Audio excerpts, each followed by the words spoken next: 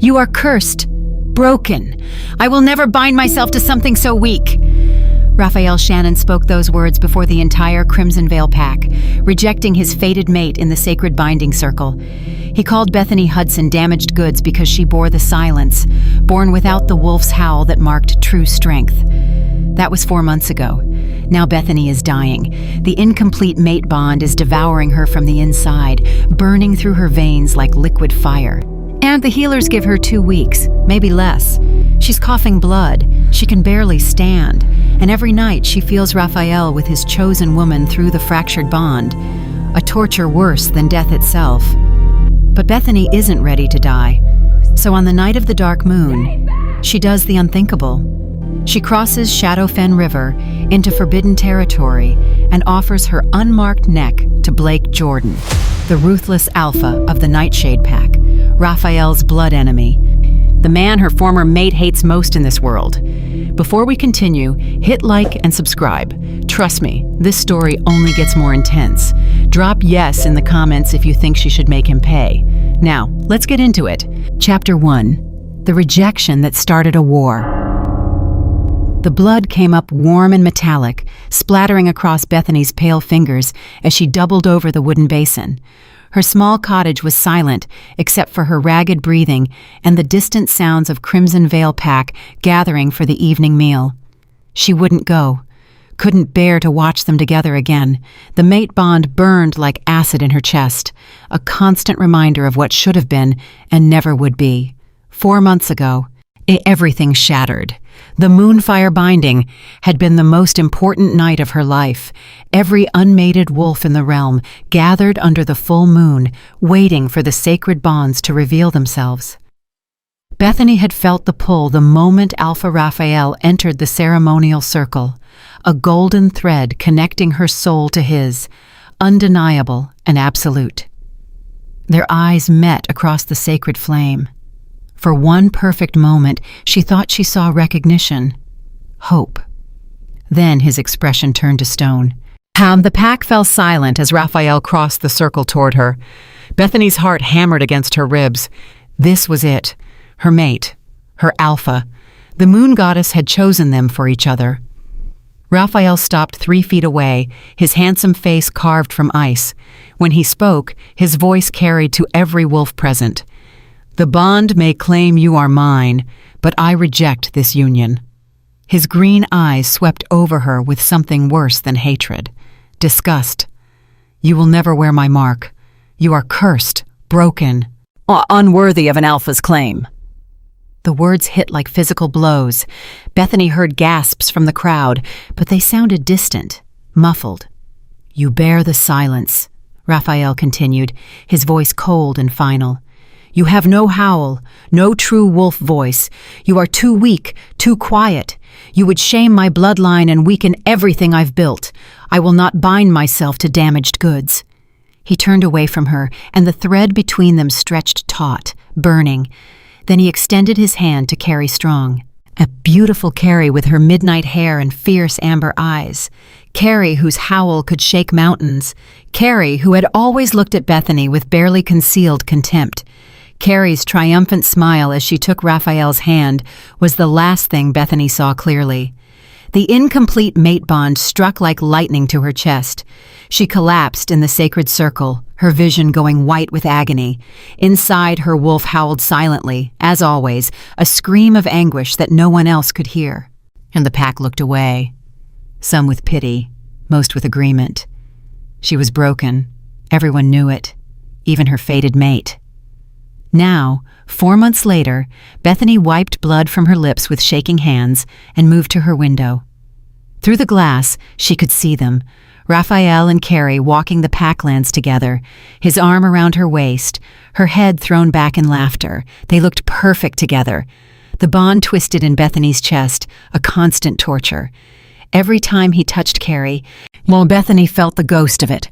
Every time they were intimate, the bond burned hotter, reminding her of what she would never have. The door creaked open. Anita Joyce, her younger sister, entered carrying a clay cup of bitter medicine. Her gray eyes were full of unshed tears. You need to drink this, Anita said softly. The healer said, I know what the healer said. Bethany took the cup. 2 weeks at most. The rejected bond will consume me. Her body was eating itself alive, trying to complete a connection that would never be fulfilled. Anita sat beside her, taking her hand. You deserved better than him, better than all of them. Through the window, Raphael pulled Carrie close and kissed her. Bethany felt it like a knife between her ribs. But beneath the pain, something else stirred, something cold and sharp and furious. She was dying anyway.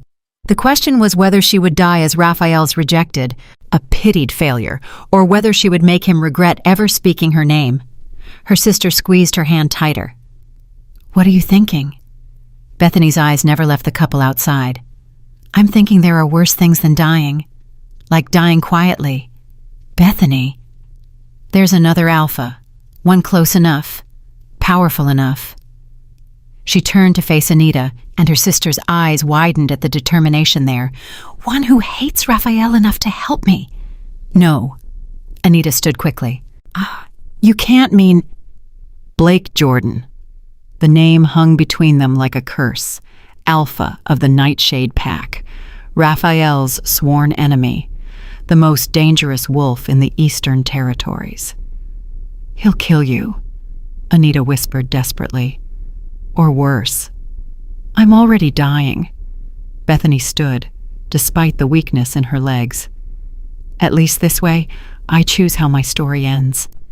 She crossed to her small desk and pulled out a worn map. Her finger traced the border between Crimson Vale and Nightshade Territories. In less than a day's journey. Close enough to be dangerous, close enough to be possible. If another alpha marks her, the rejected bond will break. The thought had haunted her for weeks now. A new mate bond would sever the incomplete one, stopping the deterioration. She would live, but there was only one alpha close enough, powerful enough, and angry enough at Raphael to even consider such a proposition. Please don't do this, Anita begged. There has to be another way. Bethany looked at her sister. Young, hopeful, still believing the world could be kind. There isn't. That night, Bethany stood at her window and watched the pack house, where Raphael and Carrie slept peacefully, untroubled by her dying. Voices drifted up from below, Raphael and his beta, standing in the moonlight. The broken one won't last much longer, the beta said. Healer says days now. Good. Raphael's voice was cold, indifferent. The constant reminder of that mistake will finally be gone. Carrie deserves better than to have my rejected mate haunting the packlands. Something inside Bethany crystallized in that moment. Not just desperation, not just survival instinct, pure, cold fury. She would cross Shadowfen River. She would offer herself to Raphael's enemy, and she would make them all, Raphael, Carrie, every wolf who'd looked at her with pity, regret ever thinking she was weak. At least this way, she chose how her story ended, and if she was going to burn, she'd make sure Raphael burned too. Chapter 2. He moved on. She moved up. 4 months felt like 4 lifetimes. Bethany barely recognized herself in the polished bronze mirror. Hollow cheeks, bruised eyes, skin pale as moonlight. She'd lost so much weight that her dresses hung loose, and every morning brought fresh blood on her pillow. The rejected mate bond was devouring her from the inside out, but the physical pain was nothing compared to watching them together. At pack gatherings, Raphael and Carrie were inseparable, and he touched her constantly, a hand at the small of her back, fingers threading through her hair, lips brushing her temple. Carrie wore the alpha's favor around her neck, a silver wolf pendant that caught the firelight and announced to everyone exactly who she belonged to. Raphael never looked at Bethany. Not once.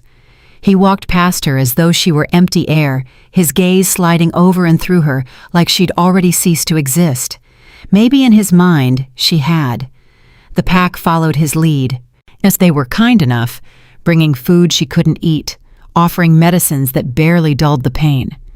But they kept their distance, speaking to her in hushed, pitying tones. She'd become a ghost haunting the edges of pack life, a cautionary tale whispered to young wolves about the cruelty of fate.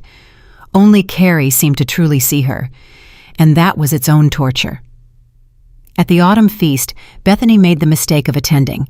Anita had begged her to stay home, but some stubborn part of her refused to hide completely. She sat at the far end of the long table, barely touching her food, while Raphael and Carrie presided over the celebration like king and queen.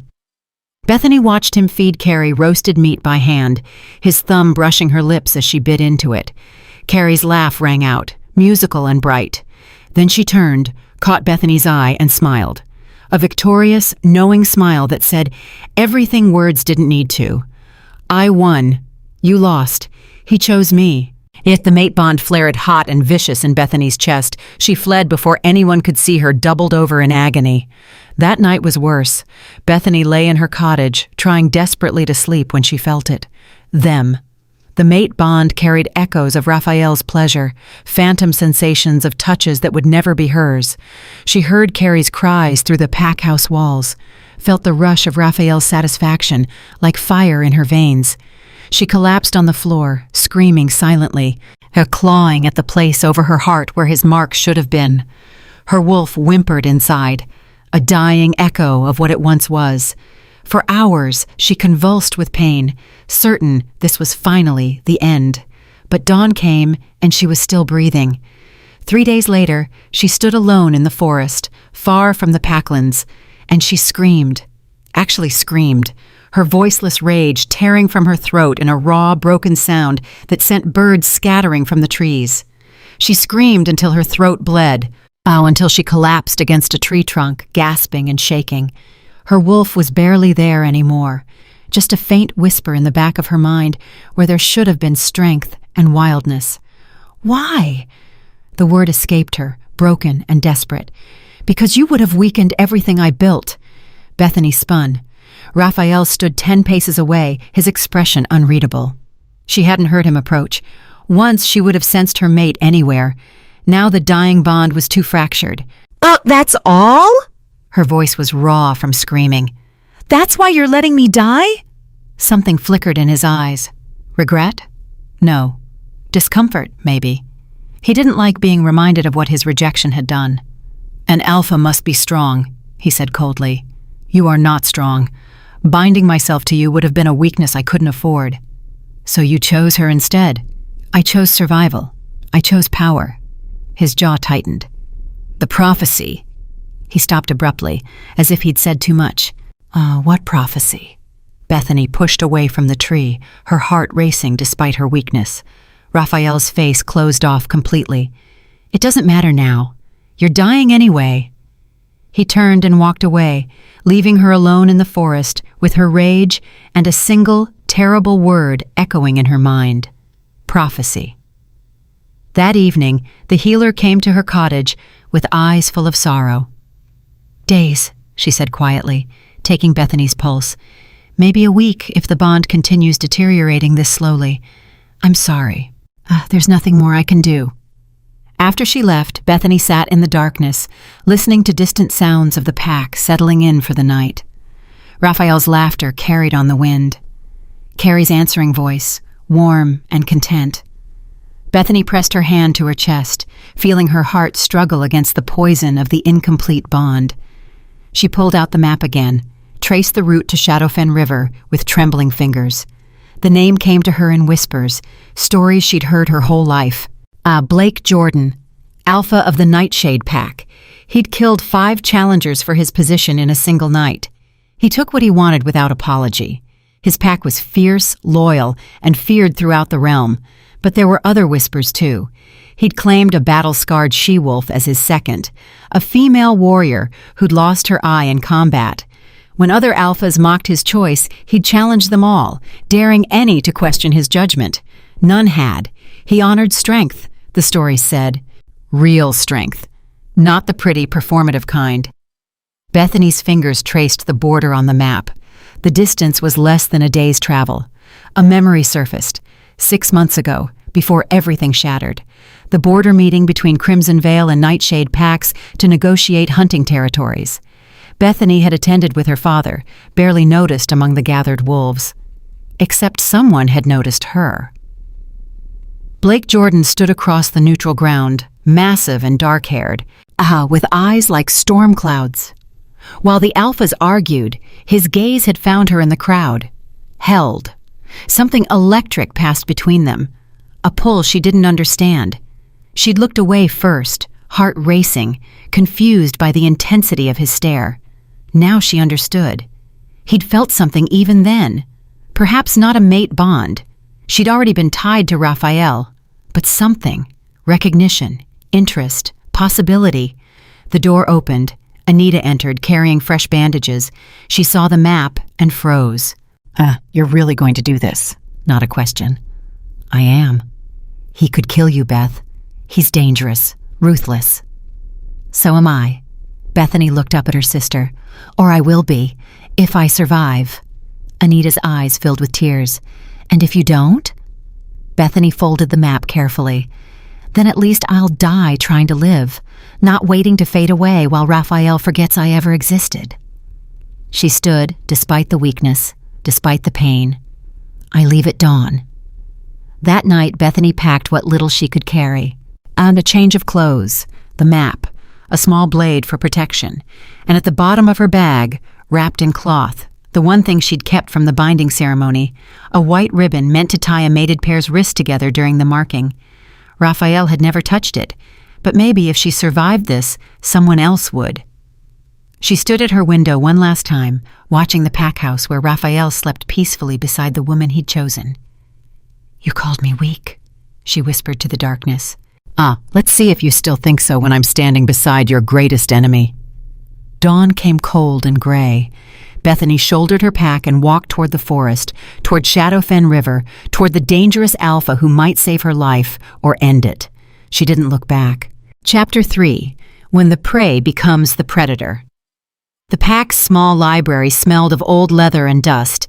Bethany sat surrounded by territorial maps and ancient treaties, learning everything she could about the wolf who ruled the lands beyond Shadowfen River. Blake Jordan. The name appeared again and again in the records, always marked with warnings.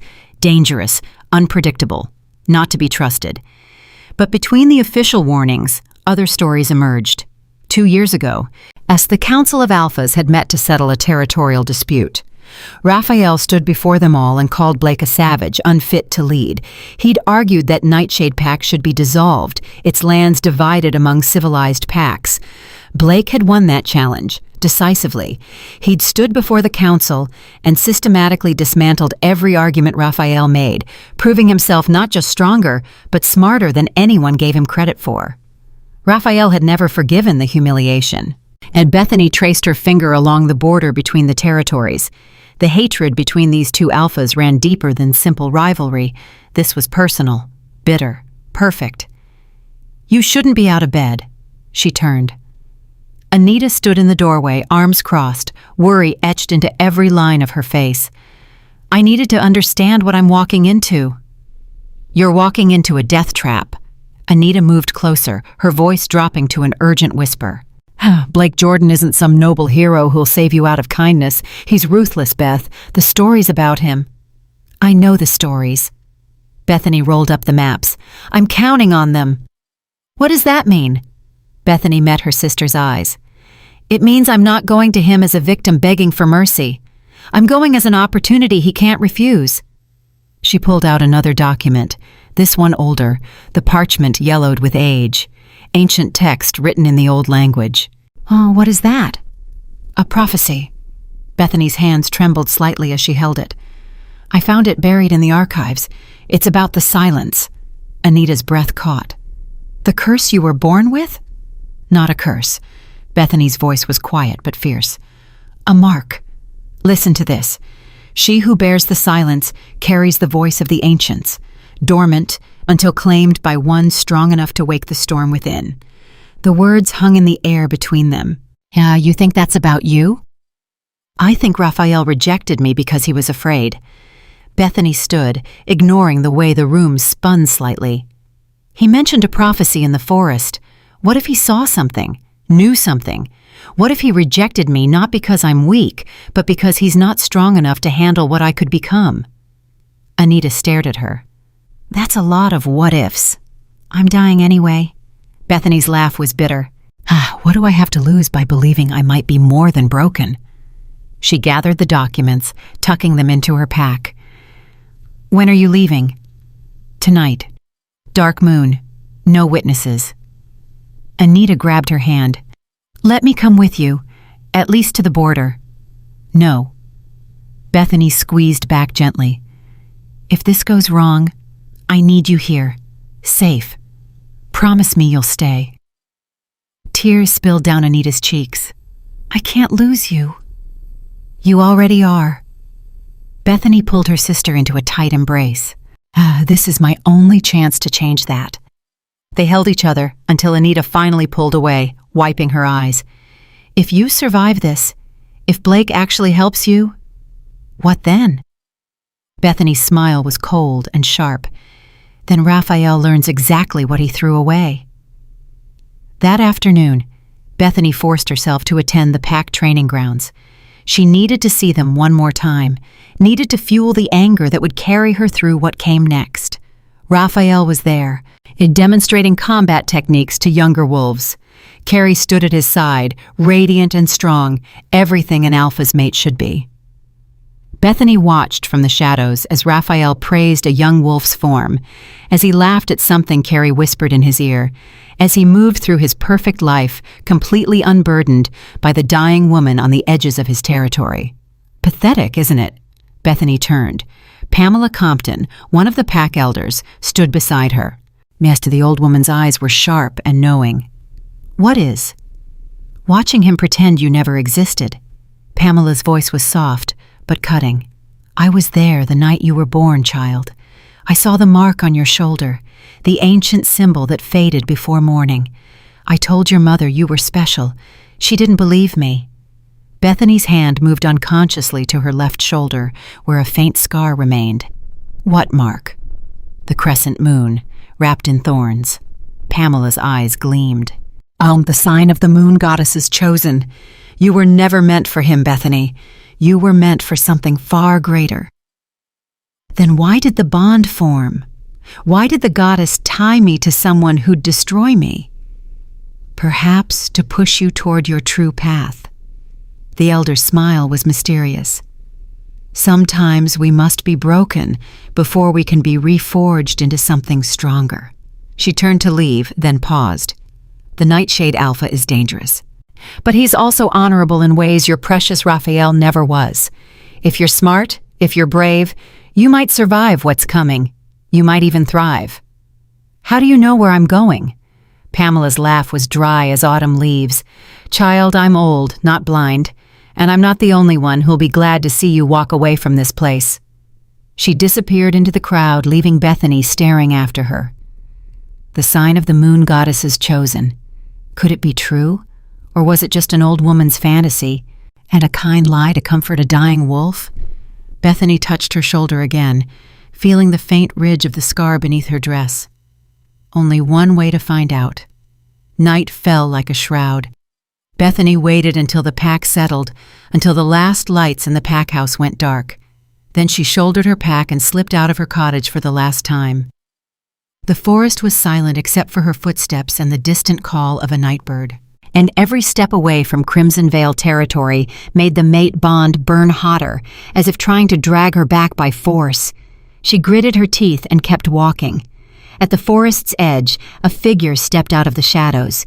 Bethany's hand went to her blade, but then moonlight caught familiar features. Anita, I told you to stay. I'm not coming with you. Her sister held out a small bundle. But I couldn't let you go without this. Bethany unwrapped the cloth. Inside was a silver dagger, its blade etched with protective runes, and a vial of dark liquid. What is this? The dagger was Mother's. The vial is wolfsbane extract, enough to kill an alpha if you need to. Anita's voice shook. I don't trust Blake Jordan to keep you safe, but I trust you to fight for yourself. Bethany pulled her sister close one more time. Thank you. Come back to me, Anita whispered fiercely. However you have to, just come back. I will. I promise. They separated, and Bethany walked into the darkness alone. The journey to Shadowfen River took hours. By the time she heard rushing water, her body was screaming in protest. Blood trickled from her nose, her vision blurred.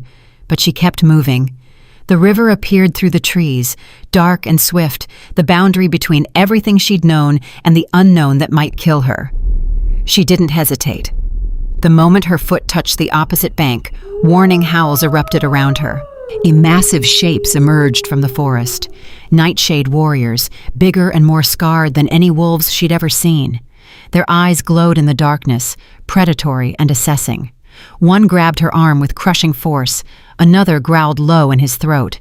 "Crimson Veil sent," one snarled. "A spy." "I'm here to see your alpha." Bethany forced her voice steady despite the pain. "Take me to Blake Jordan." They exchanged glances, then hauled her forward through dense forest without another word. As the journey was a blur of pain and shadows, until suddenly they emerged before a great stone fortress, torches blazing along its walls. Through the massive doors, down a long hall lined with weapons and battle trophies, and then the great hall itself. At the far end, seated on a throne of dark wood, was Blake Jordan. He was exactly as she remembered. Larger than life, broader, more dangerous. Dark hair fell past his shoulders, as storm-gray eyes tracked her approach with an intensity that made her breath catch. Scars marked his arms and chest, visible where his shirt hung open. He looked like what he was, a warrior king who'd killed for his crown and would kill again without hesitation. "Alpha," one of the warriors said. "We found her at the river. She says—" "I know what she says." Blake's voice was deep, commanding. His gaze never left Bethany. "I wondered when you would come to me." The words struck her like lightning. He'd expected this. He'd been waiting. If you believe Bethany deserves a second chance at life, please hit subscribe if you haven't. Don't be the person who watches her walk into danger alone. Chapter 4. The enemy of my enemy is my soulmate. Blake rose from his throne, descending the stone steps with predatory grace. The warriors released Bethany and stepped back, leaving her alone before him. Up close, he was overwhelming, raw power contained in flesh and bone, danger radiating from every line of his body, but also something else, recognition, heat. The same electric pull she'd felt at that border meeting 6 months ago, now magnified tenfold. "You're dying." He circled her slowly, like a wolf assessing prey. "I can smell the death on you, the rejected bond eating you alive." "Yes." Bethany forced herself to stand straight despite the agony coursing through her. "That's why I'm here." "And why would I help Raphael Shannon's discarded mate?" He moved behind her, his voice at her ear. "Perhaps I should send your corpse back to him as a message." Bethany turned, meeting his storm-gray eyes directly. Fear pounded through her veins, but she refused to show it. "Then do it." "But I didn't cross Shadowfen River to die at your feet." His eyes flashed with something, approval, interest. "Why did you cross, little wolf?" She reached up slowly, pulling her hair aside to expose her unmarked neck. The skin there was pale, vulnerable, aching for what had been denied. "Mark me." The words came out fierce, desperate, defiant. "Make me yours. I'll give you whatever you want. Revenge on the Alpha who scorned me. War with Crimson Veil if that's what you desire. Information. Loyalty." She paused, then added quietly, "Me." Blake laughed, a dark, genuine sound that sent shivers down her spine. His hand came up, fingers tracing the unmarked skin of her neck with devastating gentleness. His touch burned, but not like the rejected bond. This was different. Electric. Right. "You're dying," he murmured, his thumb brushing her racing pulse. "Desperate. How do I know you're not Raphael's spy? That this isn't some elaborate trap?" "You don't." "Honest." "Oh, at least that's something." His hand remained on her throat, possessive but not threatening. "Tell me, Bethany. Does Raphael know you're here?" The use of her name on his lips sent heat through her. "No one knows. Your sister does." At her sharp intake of breath, he smiled. "Did you think I don't have eyes in Crimson Veil? I've been watching you die for months, waiting to see if you'd be brave enough to come to me. Why would you watch me? Because I felt it at that border meeting. His voice dropped lower, intimate. That pull, that recognition. You were already bound to him, but I felt it anyway. A possibility, a path not taken. Bethany's heart raced. I don't understand. Wolves can have multiple potential mates, Blake said, his eyes holding hers. Possibilities written in the stars, but only one fated bond is chosen by the moon goddess. Raphael was your fated mate by divine design. His thumb traced her jaw. But I could have been your chosen one. The difference is, I would never have been fool enough to reject you. The revelation shook her. All this time she'd thought Raphael was her only chance. But there had been others. This had been possible all along. Here's what I want, Bethany. Blake's hand slid from her face to rest over her heart, feeling it hammer against his palm. You have 3 days to convince me you're not his creature, that you're not here to betray me. If you succeed... His eyes held promises that terrified and thrilled her. I'll give you everything you want. My mark, my protection, revenge on the alpha who threw you away. And if I fail? His smile was sharp as a blade. Then you die here instead of there, though I suspect you'd prefer that anyway. He released her, stepping back. But his eyes still held that challenge that made her blood sing. Oh, fight me, little wolf. Don't submit. Don't beg. Show me the fire I saw in you that day at the border meeting. Show me you're worth starting a war for. Bethany's wolf stirred for the first time in weeks, a faint, fragile flutter of life. 3 days, she said, her voice steady despite everything. You won't regret this. We'll see. He turned to the scarred she-wolf standing near the throne. Jesse, take our guest to the East Tower. See that she's fed and given everything she needs. The warrior, Blake's second, Bethany realized, stepped forward. She was missing her left eye, a vicious scar running from temple to jaw, but her remaining eye was sharp and assessing. This way, Crimson Veil? As Bethany followed her from the great hall, she heard Blake's voice behind her. Oh, and Bethany? She turned. His smile was wolfish. Try not to die before dawn, and I'd hate to waste the entertainment. The East Tower room was surprisingly comfortable. A large bed with furs, a fireplace already burning, a basin of clean water. Jesse leaned against the doorframe, arms crossed, studying her. You're either very brave or very stupid. Can't I be both? The warrior's laugh was harsh. I like you already. Most Crimson Veil wolves are soft, spoiled, but you've got spine. Is that why he's testing me, to see if I break? Partly. Jessie moved into the room, and her movement economical despite the scars marking her body, but also because he needs to know you're real, that this isn't Raphael's plot. It's not. I believe you. Jessie's eye gleamed. I was there that day, at the border meeting. I saw the way our alpha looked at you, like he'd been struck by lightning and didn't know whether to curse it or embrace it. Bethany sank onto the bed, suddenly exhausted. He said he's been watching me. For months. Ever since word spread that Raphael rejected his fated mate. Jessie's expression turned grim. Blake hates Raphael with a passion that burns hotter than any fire. When he heard what Raphael did to you, I thought he'd declare war right then. Why didn't he? Because he's not just muscle and rage. He's smart, patient. Jessie crossed to the window, looking out over the moonlit territory. Raphael called him a savage before the entire Council of Alphas, tried to have his pack dissolved, and had called him unfit to lead. I read about that. Then you know why Blake would do almost anything to humiliate Raphael. Jessie turned back to face her. Claiming his rejected mate? Marking what Raphael threw away? That's not just revenge, that's poetry. So I'm just a tool for his vendetta. Maybe that's how it started. Jessie's smile was knowing. But I saw his face when you walked into that hall tonight. That's not just revenge hunger. How, that's something else entirely. Before Bethany could respond, a knock sounded.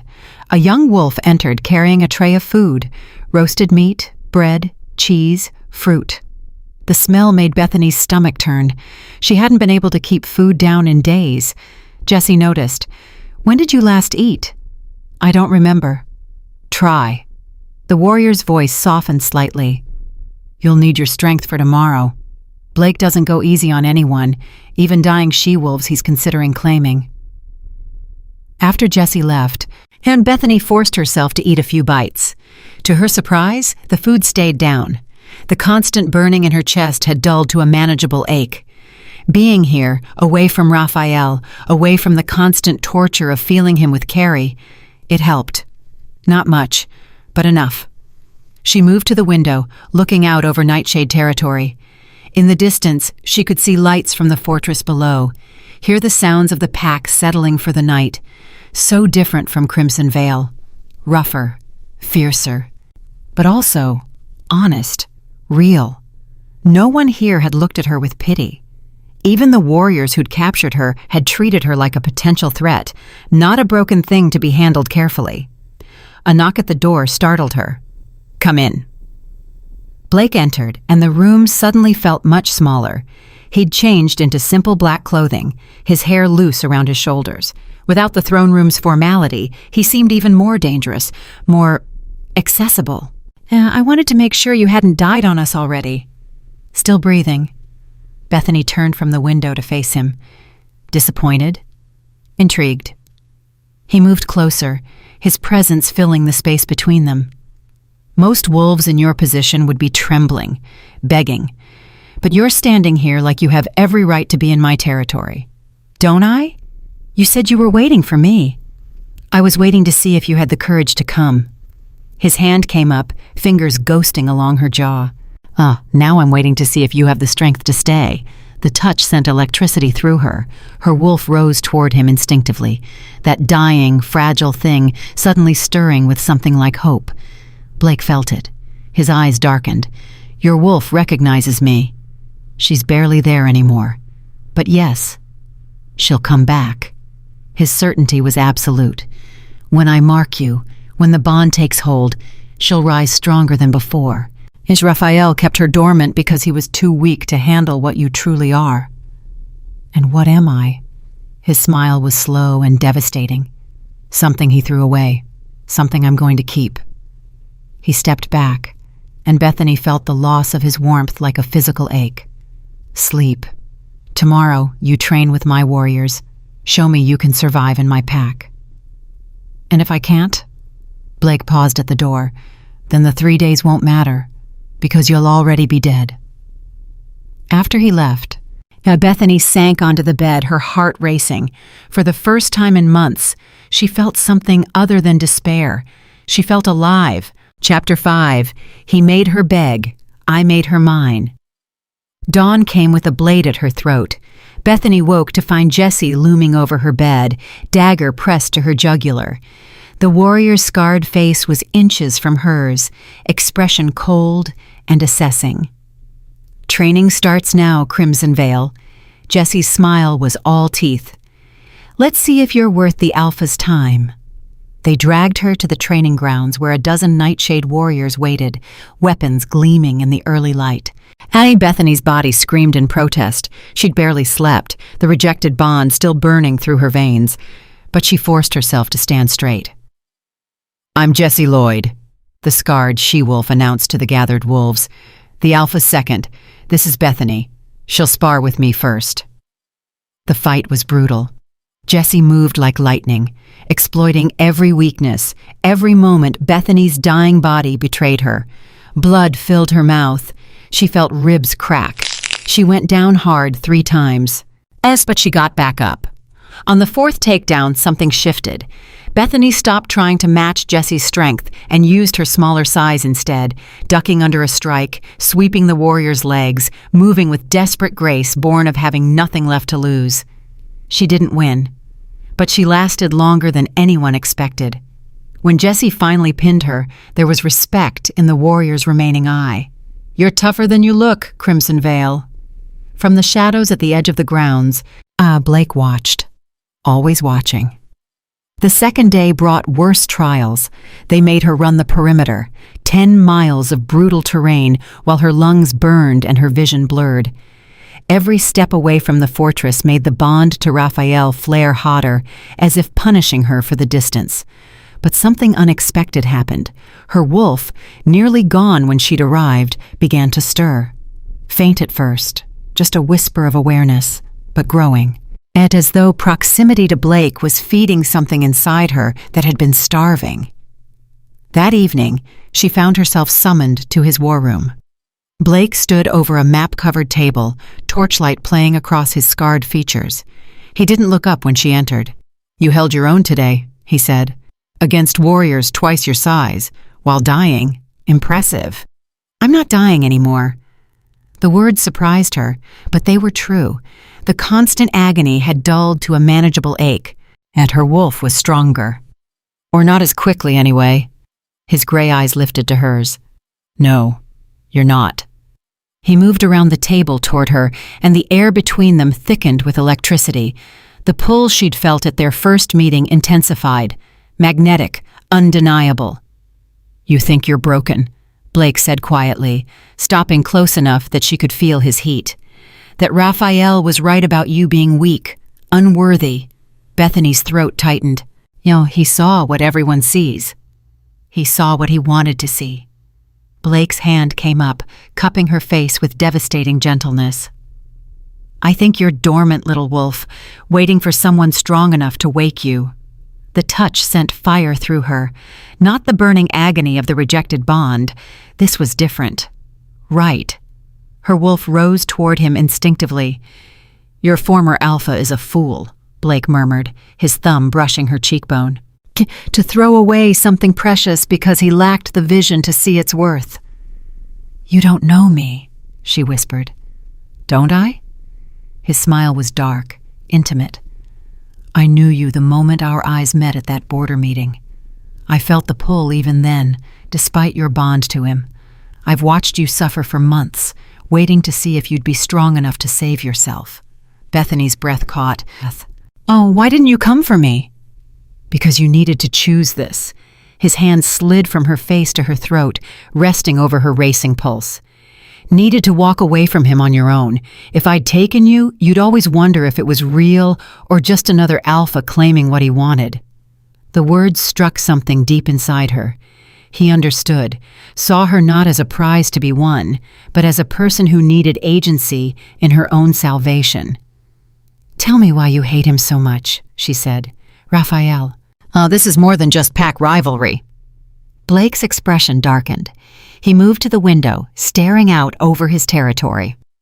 2 years ago, the Council of Alphas met to settle a territorial dispute. Raphael stood before them all and called me a savage, unfit to lead.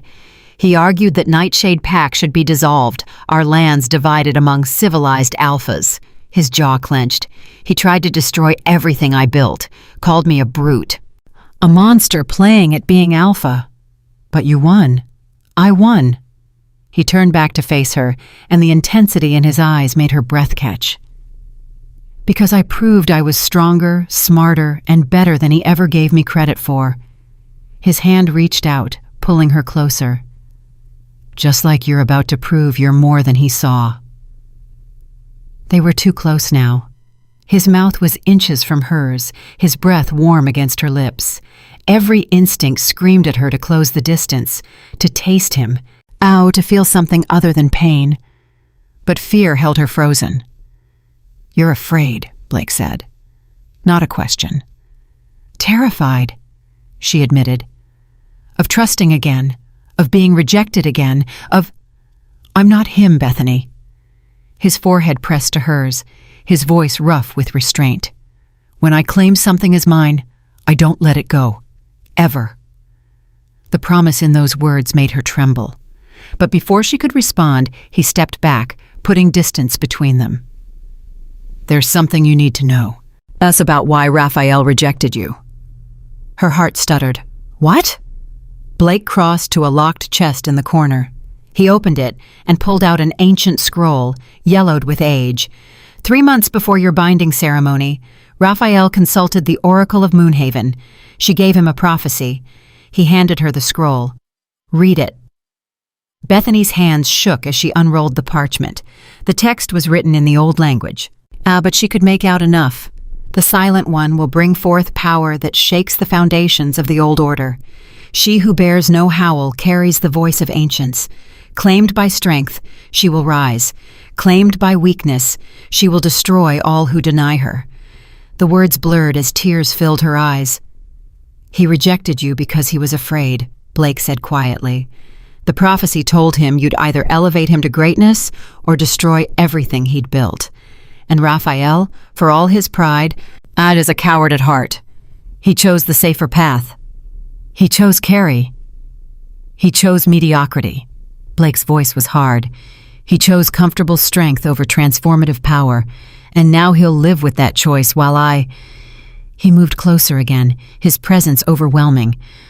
"While I claim what he was too weak to hold." Bethany looked up at him, the prophecy still clutched in her hands. "What if it's true? What if I destroy you too?" His laugh was low and dangerous. "Then we'll burn together." But I don't fear your power, Bethany. I welcome it." He reached out, tucking a strand of hair behind her ear. The gesture was tender, at odds with the fierce hunger in his eyes. "Tomorrow is your third day. At sunset, I'll give you my answer, whether I'll mark you, whether I'll start a war for you." His thumb traced her lower lip. "But tonight, I want you to understand something. This isn't just revenge for me anymore." "What is it then?" "Recognition." His eyes held hers. "Oh, you're not just Raphael's rejected mate. You're not just a tool for vengeance. You're the wolf I felt drawn to 6 months ago. The possibility that's haunted me ever since. And if I mark you tomorrow, it won't be to hurt him." His mouth hovered over hers, so close she could taste his breath. "It'll be because you're mine, and I keep what's mine." He pulled back before she could close the distance, leaving her aching and breathless. "Sleep well, little wolf. Tomorrow, everything changes." After he left, Bethany sank into a chair, the prophecy still in her hands. She who bears no howl carries the voice of ancients. All her life, she'd been told the silence was a curse, a defect, proof she was broken. But what if it was something else entirely? What if she'd never been broken at all, just waiting for someone strong enough to unlock what she truly was? Her wolf stirred inside her, stronger now than it had been in months, not just surviving, growing. She touched her unmarked neck, feeling her pulse race beneath her fingers. One more day until Blake gave his answer. One more day until she either found salvation or met her end. But as she lay down to sleep, for the first time in 4 months, she felt something she thought she'd lost forever. Hope. Terrifying, dangerous, intoxicating hope. Chapter 6. Claimed in front of the man who rejected her. The third day dawned with a message that changed everything. Bethany woke to find Jesse standing at her window, a scroll in hand, her expression grim. The Alpha wants you to see this before he makes his decision. Bethany took the scroll. It was a formal summons, written in Raphael's distinctive hand, to Blake Jordan, Alpha of Nightshade Pack. It has come to my attention that Bethany Hudson, a wolf of Crimson Vale by birth and blood, has entered your territory. Her presence there is unlawful. She crossed your borders while her mind was compromised by deteriorating bond sickness. I demand her immediate return. Fail to comply, and you declare war. Raphael Shannon, Alpha of Crimson Vale. Bethany's hands shook as she read it twice. When did this arrive? An hour ago. Blake's response is already on its way back. Jesse's scarred face was unreadable. He's calling Raphael's bluff. What did he say? You'll find out at sunset. He's calling a gathering. Both packs. Neutral ground. Jesse's remaining eye gleamed. He's going to claim you publicly. In front of Raphael. In front of everyone. The room spun. That's insane? Yes. Brilliant? Also yes. Jesse moved closer. But you need to understand what you're walking into. This won't be a quiet ceremony. This will be a declaration of war wrapped in a claiming ritual. And every wolf from both territories will be watching. I can handle it. Can you? Jesse's voice turned sharp. Because Raphael will be there, with Carrie. You'll have to watch him watch you get marked by his greatest enemy. Can you handle that without breaking? Bethany met the warrior's gaze steadily. I've been breaking for 4 months while he slept peacefully beside another woman. Tonight, it's his turn. Jesse's fierce smile said she'd given the right answer. They dressed her in ceremonial robes at sunset. Deep crimson silk that left her shoulders bare, her unmarked neck exposed. Her hair was pulled back, revealing the vulnerability of her throat. She looked like a sacrifice, or a bride. Her hands trembled as servants fastened the last clasp, but her reflection in the mirror showed someone different from the dying wolf who'd crossed Shadowfen River 3 days ago. Her eyes were brighter. Her skin had lost some of that deathly pallor. And her wolf stirred just beneath the surface, stronger than it had been in months. They're ready for you, Jesse said from the doorway. The claiming grounds lay between territories, a sacred neutral space under the open sky. Torches blazed in a great circle, illuminating 2 separate groups of wolves, Nightshade on one side, Crimson Veil on the other. The air crackled with tension, violence barely restrained, and there at the head of Crimson Veil's warriors stood Raphael. His green eyes found her immediately, widening in shock. She looked different, stronger. The dying, broken wolf he'd rejected was gone. In her place stood someone who'd survived his cruelty and emerged harder for it. Carrie stood beside him, her triumphant smile faltering as she took in Bethany's transformation. "This is madness," Raphael snarled, striding forward. The gathered wolves fell silent. "She belongs to Crimson Veil. She's bound to our pack. She belongs to no one." Blake appeared beside Bethany, his presence overwhelming. His hand settled possessively on her lower back. "Except perhaps to me. Once I mark her." He turned to face Raphael fully, and the hatred between them was palpable. "Unless you want to claim her now, Raphael, after 4 months of letting her die, after publicly calling her broken and unworthy, please try to stop me.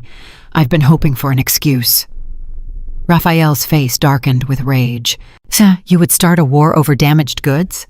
I would start a war over a treasure you were too blind to recognize." Blake's voice carried to every wolf present. "But please, give me a reason." Raphael turned to Bethany, and for a moment, something like regret flickered in his eyes.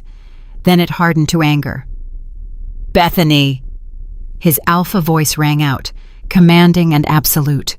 "Come here, now!" Once that voice would have compelled her obedience. The mate bond would have dragged her to his side regardless of her will. Now Bethany didn't move. Raphael's shock was visible. He tried again, power flooding his words. "I command you." "You have no power over me anymore." Bethany's voice was steady, clear, carrying across the silent gathering. "The bond you rejected is dying. You have no claim." "You would betray your pack?" Raphael's rage vibrated through every word. "For vengeance? For him?" "You betrayed me first." Bethany stepped forward, at her eyes blazing. "You let me die slowly, painfully while you slept beside her, while you called me a mistake, a reminder you wanted gone." She gestured to Carrie, who had gone pale. "I'm not betraying anyone. I'm surviving, something you never wanted me to do." Carrie moved closer to Raphael, but her expression was uncertain now, threatened. "If you do this," Raphael said, his voice low and dangerous, "there's no coming back. You'll be my enemy." "I already am." Bethany turned her back on him and walking toward the ceremonial circle where Blake waited. "I have been since the moment you called me unworthy." The ancient ritual began. Both packs formed a circle around them, witnesses to what would either be a claiming or a catastrophe. Blake stood in the center, magnificent and deadly in the firelight. His storm-gray eyes tracked her every movement as she entered the circle. "Kneel," he commanded softly. Bethany dropped to her knees before him, exposing her neck. This was vulnerability. Trust. Everything Raphael had never earned. Blake's hand threaded through her hair, tilting her head back. His eyes held hers, burning with hunger and possession and something deeper, something that looked like reverence. Before both packs, I make my claim. His voice rang out clear and strong. Bethany Hudson, you are mine, from this moment until the world ends. I claim you not as vengeance, not as a prize, but as my equal, my mate, my Luna. He looked directly at Raphael as he continued. What was rejected, I treasure. What was called broken, I see as whole. What was thrown away, I will keep forever. His mouth descended to her throat, lips tracing the unmarked skin with devastating tenderness. Then his canines lengthened, deadly sharp, and he struck. The pain was exquisite. His teeth pierced her flesh deep and claiming, marking her as his. But something else happened. Power exploded through Bethany like lightning, starting at the mark and radiating outward in devastating waves. And her wolf, dormant and dying for months, erupted with a force that shook the ground beneath them. Bethany threw her head back and screamed, not in agony, but in release. And for the first time in her life, sound came with it. A howl. Not the broken silence she'd always known, but a true, powerful howl that shattered the night. Stones cracked beneath them. Trees trembled. Wolves from both packs staggered, covering their ears as the sound washed over them like a physical force. The transformation took her. Bethany's body shifted, bones reforming, power surging through every cell. When she emerged, gasps echoed around the circle. She was magnificent, massive, larger than any she-wolf present. Her fur gleamed silver as moonlight, otherworldly and radiant. Ancient markings spiraled across her coat, symbols no one had seen in generations, the mark of the moon goddess herself. Bethany lifted her muzzle and howled again. The sound was pure power, pure rage, pure triumph. How she'd never been broken. She'd been waiting, dormant, for the right mate to awaken the storm within. Across the circle, Raphael stood frozen, his face ashen. Carrie had gone deathly pale. They were staring at what he'd rejected, what he'd thrown away.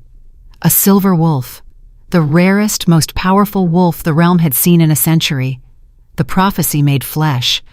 Blake shifted beside her, a massive black wolf with silver eyes. He pressed against her, claiming her before both packs.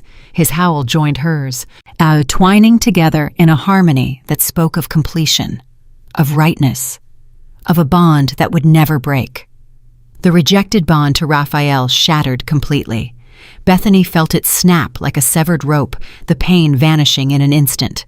In its place, a new bond formed, pure and strong and right. She was free.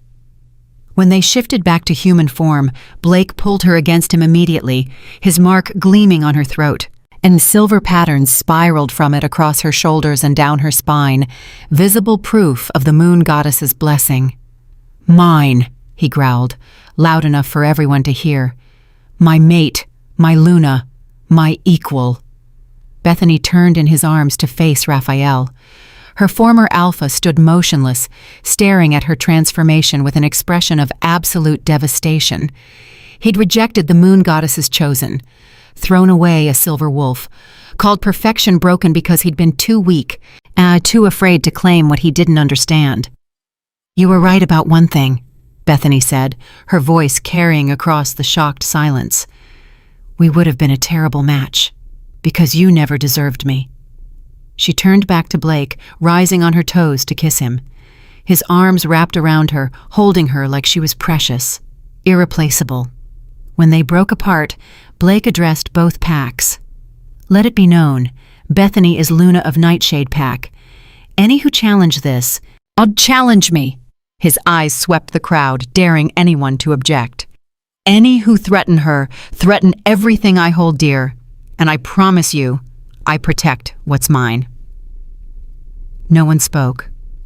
No one moved. Raphael stood in the circle, broken not by physical defeat, but by the devastating realization of what he'd lost.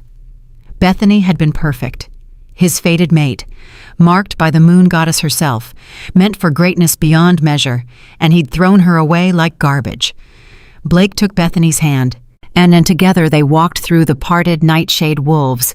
Warriors bowed their heads in respect and awe as their new Luna passed. Behind them, Raphael remained kneeling in the blood-stained circle, watching his greatest mistake walk away with his sworn enemy. And Bethany didn't look back once. Subscribe if you think Raphael needs to see what he lost, because Bethany's rise deserves witnesses who'll make sure he never forgets. Chapter 7. The Power He Never Knew She Had. The silver wolf that stared back from the moonlit pool was still a stranger. Bethany shifted back to human form, trembling as she studied her reflection. Blake's mark gleamed on her neck, dark and permanent against her pale skin. But it was more than a bite.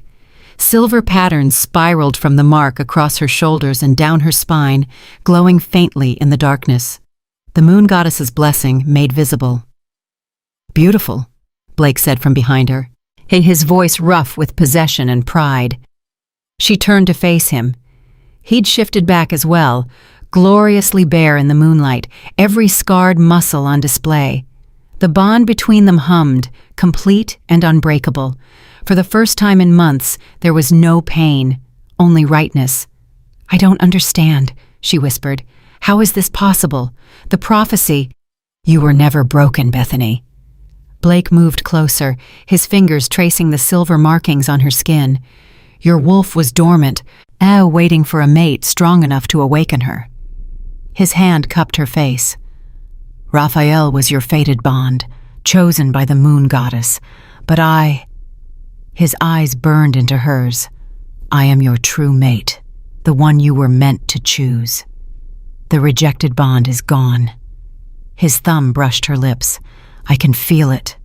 You're free of him completely now." It was true.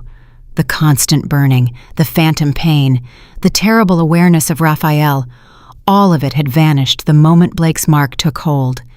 She was finally, blessedly free. "My Luna," Blake said, dropping to one knee before her. "My mate, my equal." The gesture stole her breath. An alpha kneeling to his mate, acknowledging her as his partner in power. Bethany pulled him up, her hands framing his scarred face. "Yours," she said fiercely, "completely yours." His kiss was fire and possession. He claimed her mouth the way he'd claimed her neck, thoroughly, ruthlessly, leaving no doubt who she belonged to.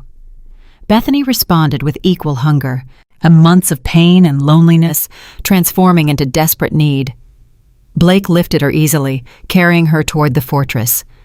"I'm taking you to my chambers," he growled against her throat, "and I'm going to claim every inch of you until you forget his name." "I've already forgotten it," she breathed. His rooms were magnificent. Dark wood and rich furs, a massive bed that dominated the space. He laid her down with surprising gentleness, his eyes burning as they traveled over her body. "Tell me you want this," he said, his voice strained with restraint. "Tell me you choose this. Choose me." "I choose you." Bethany pulled him down to her. "I want you, Blake. All of you." What followed was primal and passionate, a claiming that went beyond the physical. Every touch was a promise, every kiss a vow. He worshipped her body with his hands and mouth, drawing sounds from her she'd never made before. When he finally entered her, filling her completely, they both gasped at the perfection of it. "Mine," he growled, moving inside her with deep, possessive thrusts. "Yours," she moaned, her nails raking down his back. "Always yours." The bond between them flared brighter with every movement, twining their souls together until she couldn't tell where she ended and he began.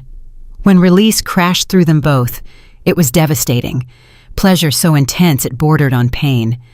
Their wolves howled in unison as the mate bond solidified completely. Afterward, Blake held her against his chest, his fingers tracing lazy patterns on her glowing skin. "You're still glowing," he murmured. She was. Silver light emanated from her skin, faint but visible, the moon goddess's power settling into her bones. A sharp knock at the door shattered the peace. "Alpha," Jesse's voice called urgently. "Message from Crimson Vale." Blake growled but rose, pulling on pants before opening the door. His second handed him a sealed letter, her expression grim. And Bethany wrapped herself in furs and joined him as he read, watching his face darken with rage. "What does it say?" He handed her the letter. Raphael's handwriting was sharp, angry slashes across the page. "The wolf Bethany belongs to Crimson Vale Pack by birth and blood. Her crossing into your territory was made under duress, her mind compromised by bond sickness. The claiming ceremony was unlawful. I demand her immediate return. This is your final warning. Return her or face the consequences." Now Bethany laughed, a cold, sharp sound. "He thinks I'll come crawling back." Blake's hand settled possessively on her waist. "What do you want to do, Luna? This is your choice." She took the letter and a quill, writing her response in steady, bold strokes. "I am exactly where I choose to be. I am home. If you want war, Raphael, bring it. You'll learn what you rejected." She signed it simply, Bethany Jordan, Luna of Nightshade Pack. Blake read it over her shoulder, his smile fierce and proud. War it is then." "Good." Bethany turned in his arms. "I want him to see what he threw away. I want him to watch while I stand beside you and realize he could have had this, had me. But he chose his pride over his perfect mate." Blake kissed her deeply. "Then we'll give him a show he'll never forget." Over the following days, Blake taught her to wield her power. Her wolf was massive, strong, faster than anything she'd imagined. Yet the silver markings weren't just decorative. They enhanced her abilities, let her move like moonlight, strike like lightning. She trained with Nightshade warriors who now looked at her with awe and respect. Jesse pushed her hard, but Bethany met every challenge. Her body, once dying and weak, now thrummed with power. She discovered she could sense other wolves' emotions through proximity, could compel obedience with her voice, not through alpha command, but through something older, and divine authority. "You're not just any Luna," Jesse said one afternoon after Bethany had stopped a fight between warriors with a single word. "You're something else entirely." That evening, Bethany stood in Blake's war room, studying maps of both territories. He came up behind her, arms wrapping around her waist, chin resting on her shoulder. "What are you thinking?" "That Raphael will come for me, not because he wants me back, but because he can't stand losing to you." "Let him come." Blake's voice was dark with promise. "I'll end him if he tries to take you." "No." Bethany turned to face him. "When he comes, and he will, I want to face him myself. I want him to see what I've become, what he could never have handled." Blake studied her face, then nodded slowly. "You've changed. Not just the power, something deeper." "I'm not afraid anymore." She touched the mark on her neck. "For months, I lived in terror. Terror of dying, terror of being forgotten, terror of being exactly what he called me, broken." Her eyes met Blake's. "But I'm not broken. I never was." "No, you weren't." He kissed her forehead. "You were a weapon waiting to be forged, and now—" His smile was wolfish. "Now you're unstoppable." A commotion outside drew their attention. Shouting, the sound of horses. They moved to the window together. In the courtyard below, a small group had arrived under a peace banner. Bethany's breath caught. Anita. Her sister stood among Nightshade warriors, looking small and terrified, but determined. "That's my sister," Bethany said, already moving toward the door. She found Anita in the great hall, flanked by guards. The moment their eyes met, her sister's composure cracked. "Beth." Bethany crossed the distance and pulled Anita into her arms. "You shouldn't have come here. It's not safe. I had to see for myself." Anita pulled back, her eyes widening as she took in Bethany's transformation. "Ugh, the stories! They said you were glowing, that you shifted into a silver wolf. I thought they were exaggerating, but—" She touched Bethany's face wonderingly. "You look alive. Actually alive." "I am." Bethany smiled. "More alive than I've ever been." "He's planning something," Anita said urgently, her voice dropping. Raphael, he's been locked in meetings with his counsel for days. And Carrie—" She hesitated. "What about Carrie?" "She left him 2 days after the claiming ceremony. Couldn't handle being second choice to a ghost." Anita's expression was grim. "Raphael's unraveling. The pack is restless. They saw what you became. Some are questioning why he rejected you." Blake appeared beside Bethany, his presence commanding. Anita's eyes widened slightly at the sight of him. "Your sister is welcome here as long as she needs," he said. "Any family of my Lunas is under my protection." "I can't stay," Anita said quickly. "I just needed to see her, to know she was really okay." She turned back to Bethany. "But you should know, Raphael's not just angry. He's obsessed. He keeps talking about the prophecy, about how he made a mistake. Some in the pack think he's going to invoke the ancient rite." Bethany's blood ran cold. "No, he wouldn't." "What's the ancient rite?" Blake's voice was sharp. "A law from the old times," Bethany explained, her voice tight. "If an alpha believes his fated mate was claimed unlawfully, he can challenge for her return, trial by combat. Winner takes the contested mate." Blake's expression turned deadly. "Let him try." "You don't understand." Bethany gripped his arm. "The ancient rite means combat to the death. No yield, no mercy. One of you would die. Then he dies." Blake's voice was absolute. "I'm not giving you back." "I won't let you fight over me like I'm property," Bethany said fiercely. "Then what do you suggest, Luna?" Before she could answer, and a horn sounded in the distance.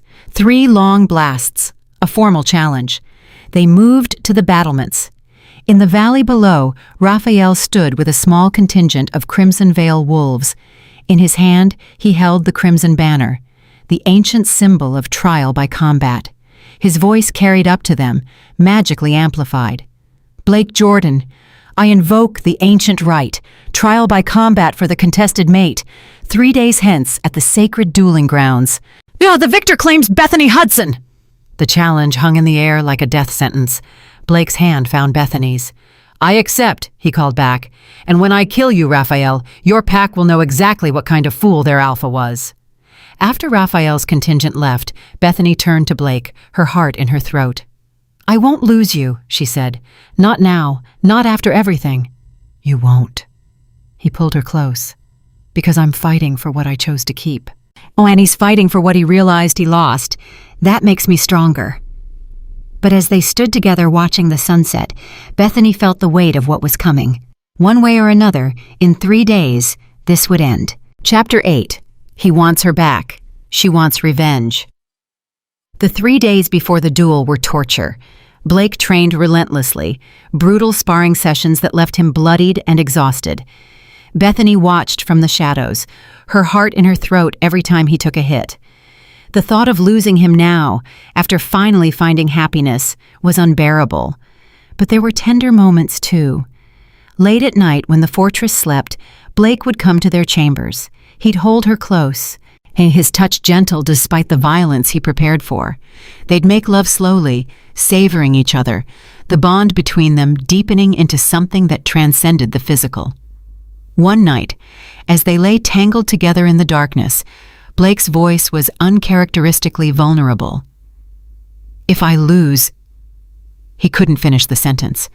Bethany rolled to face him, her hand cupping his scarred cheek. "You won't, because I choose you, and I'll make sure everyone knows it." "He's strong, Bethany.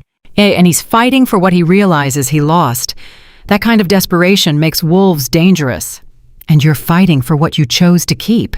She kissed him fiercely. "That makes you stronger. You're not afraid of what I am. He was. That's the difference." But doubt gnawed at her, not in Blake's strength, but in the fundamental wrongness of being fought over like territory to be claimed. On the second day, Anita returned under a peace banner, but she wasn't alone. Pamela Compton and the elder from Crimson Vale came with her.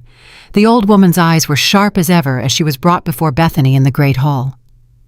"I came to tell you something you need to know," Pamela said, without preamble, "about why Raphael really rejected you." Blake tensed beside Bethany, but she waved him to silence. "Tell me." Pamela pulled out an ancient scroll, older even than the prophecy Blake had shown her. 3 months before your binding ceremony, Raphael consulted the oracle. Oh, but there were 2 prophecies given that night. He only told you about one. The elder's voice was grave. The first said you would bring forth power that shakes foundations, that you'd either elevate him to greatness or destroy everything he built. We know that part, Blake said. But there was a second prophecy. Pamela unrolled the scroll. Listen. The silent one bound to weakness will wither and die. The silent one bound to strength will rise as the realm's salvation. She will bear a child who ends the age of blood and brings forth the age of peace. Bethany's breath caught. A child?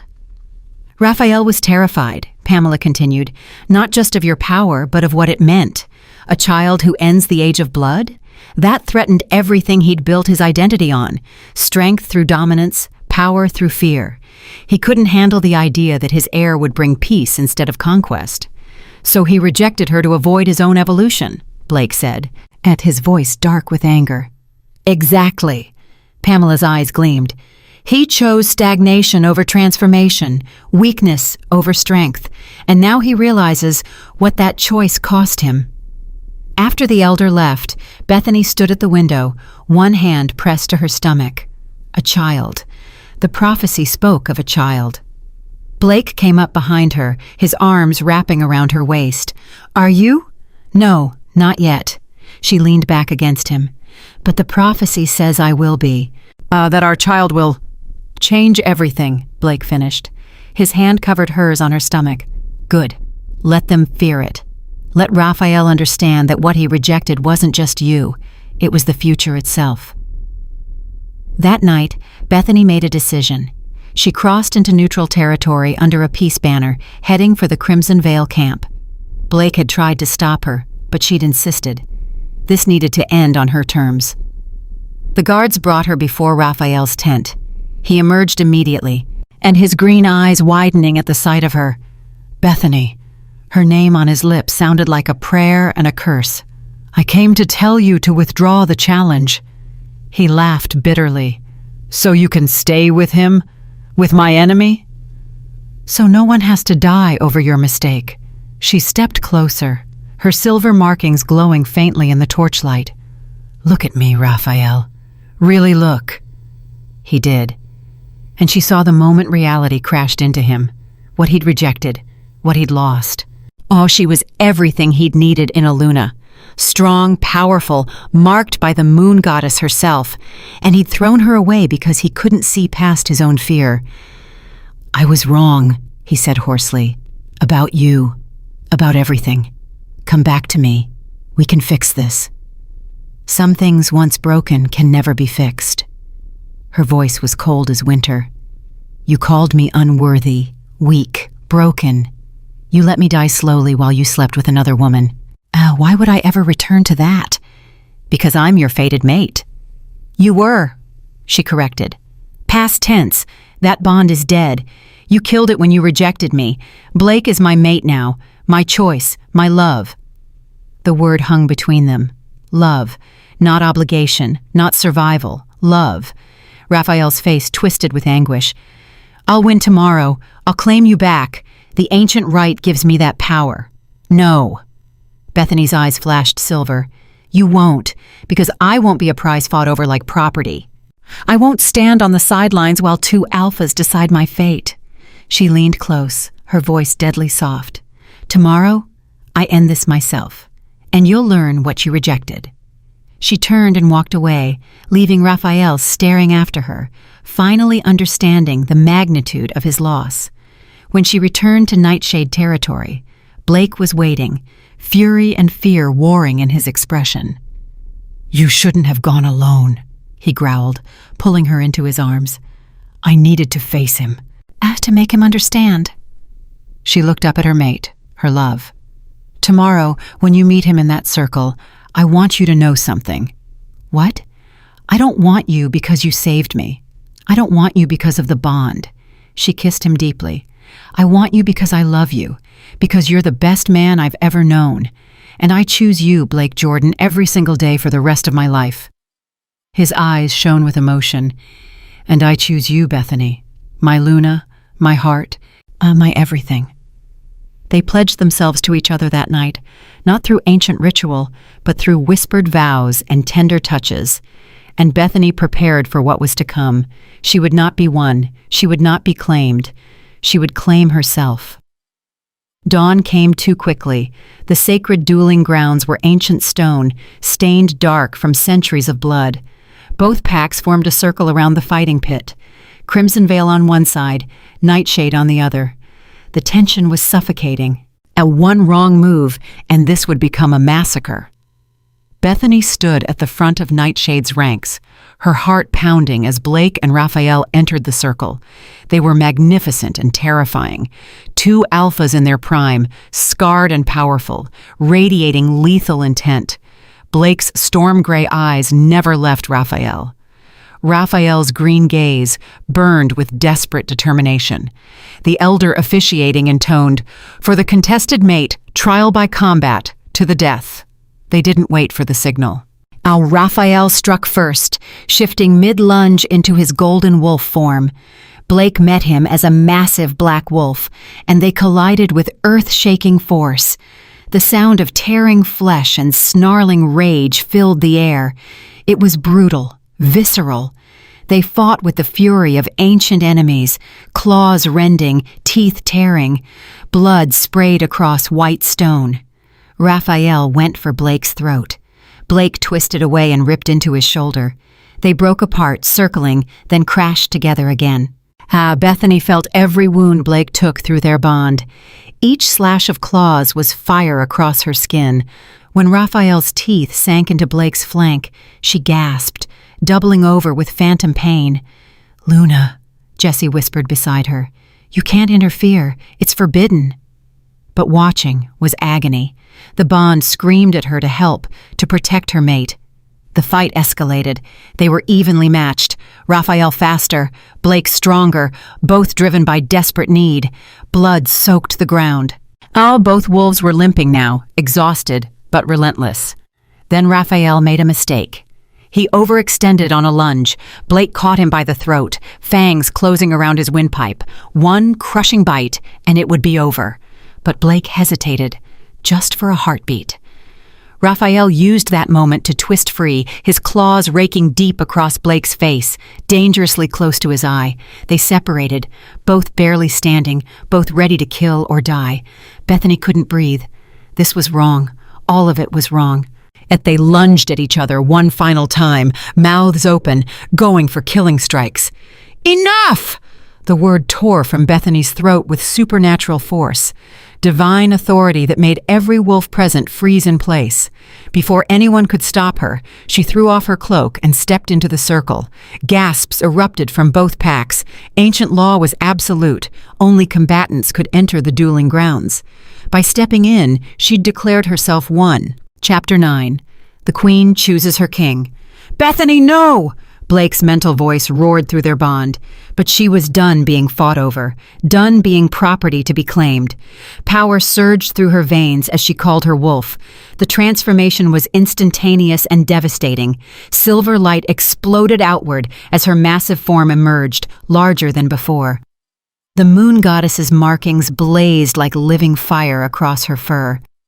Both alphas froze, staring. Bethany planted herself between them, and her otherworldly power making the air shimmer.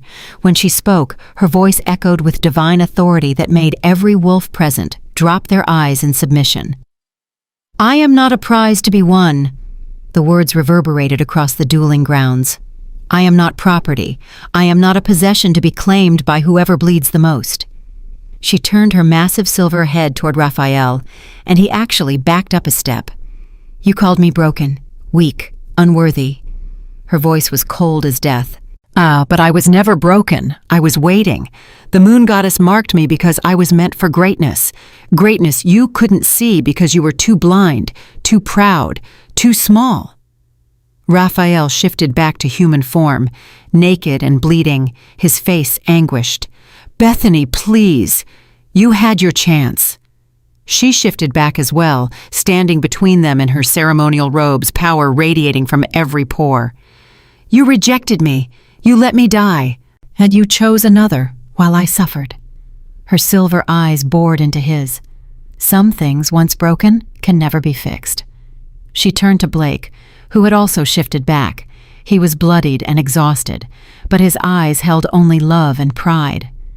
I choose you, she said clearly, loud enough for every wolf to hear.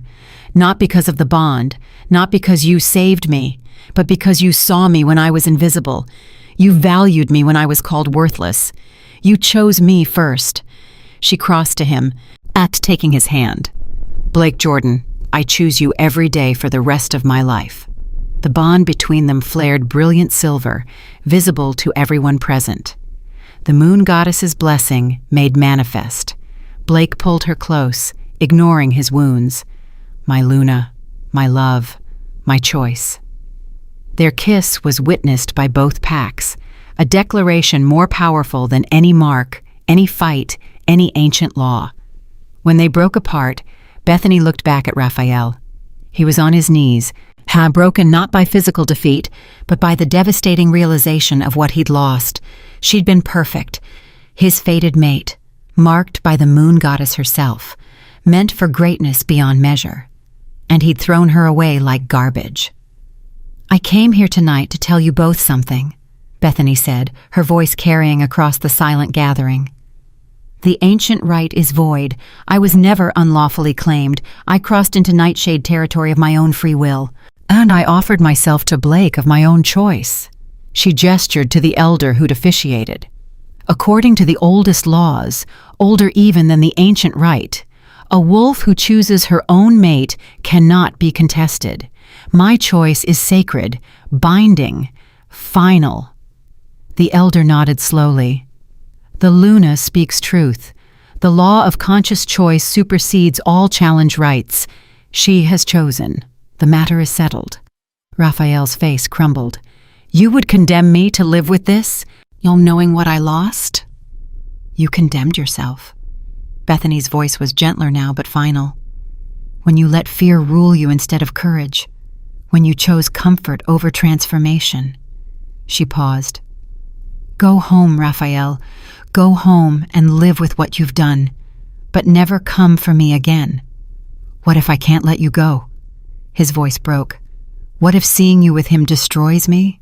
Then that's your burden to carry. She met his eyes steadily. Not mine, not anymore.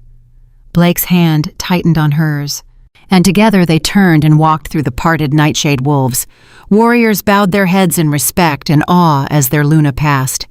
Behind them, Raphael remained kneeling in the blood-stained circle, watching his greatest mistake walk away with his sworn enemy. And Bethany didn't look back once. But as they reached the edge of the gathering, a commotion erupted. A scout burst through the crowd, his face pale with terror. Alpha! Luna! At the western border, we're under attack. Blake's expression turned deadly. By who? Unknown pack. They're moving fast, targeting our outer settlements. The scout's voice shook. They're slaughtering everyone. Women, children, elders. No mercy. Bethany felt the blood drain from her face. This was no ordinary raid. How many? Blake demanded. At least 50. Maybe more. They move like shadows. We can't... He didn't finish. A howl split the night, not from either gathered pack, but from the forest beyond, a sound that made Bethany's blood run cold. It was wrong, twisted, like a wolf's howl filtered through something dark and ancient. Blake's second, Jesse, appeared at his side. Alpha, we need to move, now. If we don't defend the settlements, go! Raphael's voice cut through the chaos. Everyone turned. The former Alpha of Crimson Vale stood, still bleeding from the fight, but his expression was determined. You heard the scout. Your pack is under attack. But go defend them. Raphael looked directly at Bethany, something like redemption flickering in his eyes. I may have failed you, but I won't fail to do what's right. He turned to his own warriors. Crimson Vale, we fight alongside Nightshade tonight, not for alliance, not for politics, because wolves are dying, and that matters more than our petty hatreds." Blake hesitated only a moment, then nodded sharply. "Accepted. We move as one force." They ran. Both packs were united for the first time in generations, racing toward the sounds of battle. Bethany kept pace with Blake, her silver wolf form cutting through the darkness like moonlight. They emerged at the western settlement to find carnage.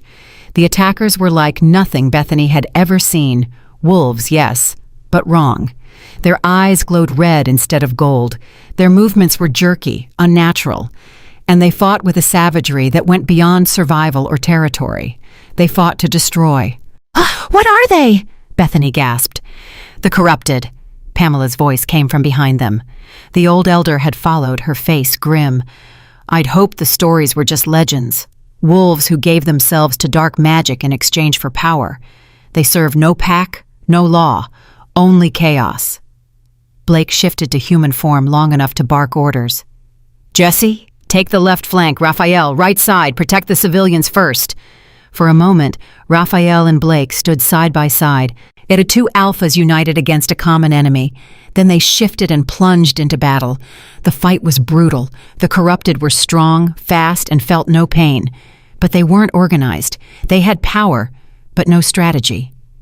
Bethany fought like she'd never fought before, her silver wolf tearing through enemy after enemy, her divine markings seeming to burn the corrupted wherever she struck. She realized with shock that her power was their weakness. Yet the moon goddess's blessing was anathema to their dark magic. She threw back her head and howled, that earth-shaking, divine sound, and watched the corrupted stagger, their formation breaking. "Again!" Blake's voice in her mind. "Whatever you're doing, do it again!" She howled once more, pouring all her power into the sound. This time, several corrupted actually fell, clutching their heads, their red eyes flickering. The tide turned. With the corrupted weakened, and the combined might of Nightshade and Crimson Veil overwhelmed them. One by one, the enemy fell until finally, silence descended. Bethany shifted back, exhausted, her body trembling. Blake was at her side instantly, pulling her into his arms. "You saved us," he murmured. "Your power. It's the key to fighting them." "Not just me." She looked across the battlefield to where Raphael stood among his warriors, bloodied but alive. "All of us together." The settlement was devastated, but they'd saved most of the civilians. Healers moved among the wounded, while warriors checked the perimeter. Raphael approached slowly, warily. He stopped a respectful distance away. "Thank you," Blake said, the words clearly difficult. "For coming. For fighting beside us." Raphael nodded, then looked at Bethany. "I came because it was right, not to win you back. I understand now that's impossible." His voice was heavy with regret. "But maybe I can start earning forgiveness." "Not from you. I don't deserve that. From myself." "Then do better," Bethany said quietly. "Be the alpha your pack deserves. Learn from your mistakes instead of drowning in them." Something like hope flickered in his eyes. "I will. I swear it." He turned to leave, then paused. "The corrupted. They'll come again. This was just a scouting force. There will be more. Then we'll face them," Blake said. "Together, if necessary." Raphael met his eyes. "I won't pretend we're friends. But for this, for protecting our people from that darkness, I'll stand with you." They clasped forearms. Not friendship, but acknowledgement. Respect born of necessity. After Crimson Veil departed, Blake led Bethany back toward Nightshade Fortress. Dawn was breaking, painting the sky in shades of gold and pink. "This changes everything," she said softly. "It does." Blake's arm was around her waist. "The corrupted are a threat to all packs. We'll need to unite, form alliances." "And Raphael?" "He made a choice tonight, the right one." Blake looked down at her. "Maybe there's hope for him yet." Bethany leaned against him, exhausted but alive.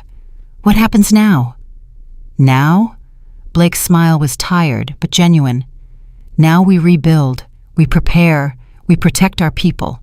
He kissed her forehead. and we do it together." As they entered the fortress, Jesse met them with news that made Bethany's breath catch. "Luna, the healer needs to see you.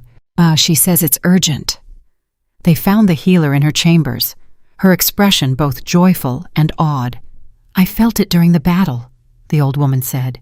"The surge of power from you, Luna. It was different, deeper." She took Bethany's hand, pressing it to her own chest. "You carry new life. The prophecy begins to fulfill itself." Bethany's hand flew to her stomach. "I'm with child," the healer confirmed. "Very early still, but unmistakable." Blake's eyes widened, then filled with wonder, and he dropped to his knees before her, his hands covering hers on her still flat belly. "Our child," he whispered, "the one the prophecy spoke of." "The one who will end the age of blood," Bethany said, tears streaming down her face, "and bring the age of peace." He stood and pulled her close, his joy evident despite the exhaustion, despite the battles yet to come. "Then we fight," he said fiercely, "for this child, for our future, for the peace the prophecy promises." Bethany kissed him, as pouring all her love and determination into it. They'd faced rejection, death, and darkness, but they'd emerged stronger, together. Epilogue. From rejected mate to crowned goddess. 1 year later. Bethany stood on the balcony of Nightshade's great hall, surveying the transformed landscape below. The fortress had expanded, its walls now encompassing not just Nightshade territory, but sections of what had once been contested lands. But this wasn't conquest. It was unity. Representatives from 5 packs now trained in the courtyard below, Nightshade, Crimson Veil, and 3 others who joined the alliance against the corrupted. Warriors from different territories sparred together, learning each other's techniques, building bonds that transcended old rivalries. Her hand rested on the swell of her belly, 7 months pregnant now. The child moved beneath her palm, strong and active. Their bond was so powerful she could feel the baby's wolf already, fierce and bright, a perfect blend of both parents. "You should be resting." "Ah, Luna." Blake's arms wrapped around her from behind, his hands covering hers on their child. His mark on her neck gleamed in the afternoon sun, the silver patterns that spiraled from it now a familiar, beloved sight. "I don't need rest." She leaned back against his solid warmth. "I need to remind the council why they bow to us now." His laugh rumbled through her, as if they could forget. The transformation of the past year had been extraordinary. After the corrupted attack, a word had spread of the Silver Luna whose howl could weaken dark magic. Packs across the realm had sent emissaries, seeking alliance, protection, guidance. Bethany had become a legend, the moon goddess's chosen, the wolf who'd been rejected and risen to become the most powerful Luna the realm had seen in generations. But more than that, she'd become a unifying force. Where old alliances had been built on fear and dominance, the new alliance was built on mutual protection and shared purpose. The council meets in an hour," Blake murmured against her hair. "Are you ready?" "I was born ready." She turned in his arms, her silver eyes gleaming. "Though I might need help getting into that dress. Our daughter seems to think my ribs make excellent punching bags." "She takes after her mother." Blake's hand pressed gently where the baby kicked, strong, fierce, already making her presence known. They'd learned the child's gender 3 months ago, a daughter. The prophecy's promised child who would end the age of blood. Already her birth was anticipated across the realm, some with hope, others with fear. Change always frightened those who benefited from the old ways. The Council of Alphas met in the Grand Hall, a structure built specifically for gatherings of this magnitude. 12 alphas sat around an enormous circular table, each representing their pack and territories. And Bethany entered in full Luna regalia, deep sapphire silk that accommodated her pregnancy, silver embroidery that matched her divine markings. Her hair was crowned with a circlet of moonstone and silver, marking her not just as Blake's Luna, but as the moon goddess's chosen representative. Every alpha present rose in respect as she entered. Every alpha except one. Raphael remained seated at the far end of the table, but his expression wasn't defiant. It was broken, respectful. And he'd changed over the past year. Aged. The vibrant, arrogant alpha who'd rejected her was gone. In his place sat someone humbled by consequence. Bethany took her seat beside Blake at the head table. Blake's hand found hers beneath the table, a private gesture of support and love. "The council recognizes Luna Bethany Jordan," the officiating elder announced, "chosen of the moon goddess, keeper of the ancient light, a mother of the prophecy." "Thank you," Bethany's voice carried clearly through the hall. "I've called this gathering to discuss the increasing corrupted attacks on our borders. 3 more settlements were hit last week. We lost 17 wolves." Murmurs of concern rippled through the assembled alphas. "The alliance has proven effective," she continued, "but we need to go further. The corrupted don't respect pack boundaries or old rivalries. They see us as divided, weak. We need to show them we're neither." "What do you propose, Luna?" One of the allied alphas, Donald Holland of the Mountain Ridge Pack, leaned forward with interest. "A unified defense force, warriors from all packs, training together, responding together. Not as separate entities cooperating, but as one force with one purpose." Her eyes swept the table. "We need to stop thinking like 12 separate packs and start thinking like one realm." "That's unprecedented," another alpha protested. We've never faced extinction before either," Blake cut in, his voice hard. "The corrupted grow stronger, more organized. They're not just random attacks anymore. They're testing us, finding our weaknesses." "And they'll keep finding them as long as we remain fractured," Bethany added. "The prophecy speaks of ending the age of blood. That doesn't just mean external threats. It means ending the constant pack wars, the territorial disputes that weaken us all." She stood, and her pregnant form commanding despite, or perhaps because of, her condition. "I'm not asking you to give up your pack identities. I'm asking you to add a layer above it, to see yourselves as part of something larger." Her hand rested on her belly. "My daughter will be born into this world in 2 months. What kind of realm will she inherit?